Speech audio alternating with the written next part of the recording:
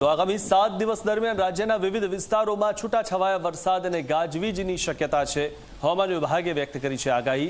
ત્યારે હવામાન વિભાગે ગુજરાતના દરિયાકાંઠે માછીમારોને દરિયો ન ખેડવાની ચેતવણી પણ આપી છે. ગુજરાત રીજન આસપાસ સર્જાયેલા સાયક્લોનિક સર્ક્યુલેશન અને તેલંગાણા તરફથી બનેલા ટ્રફની અસર રાજ્ય પર જોવા મળશે. 21 થી 25 જૂન દરમિયાન દક્ષિણ ગુજરાત અને કેટલાક મધ્ય ગુજરાતના વિસ્તારોમાં વરસાદી પ્રવૃત્તિ વધવાની આગાહી છે. દરિયાકાંઠાના વિસ્તારોમાં પવનની ગતિ વધવાની શક્યતા હોવાથી માછીમારોને સાવચેત રહેવા પણ સૂચના આપવામાં આવી છે.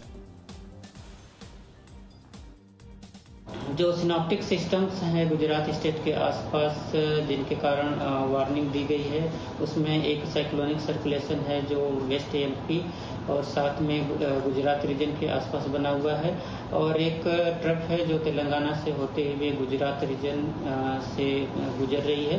इन सिस्टम्स को ध्यान में रखकर आने वाले 7 दिनों के लिए गुजरात रीजन में और साथ ही सौराष्ट्र और कच्छ रीजन में लाइट टू मॉडरेट रेन का पूर्वानुमान है.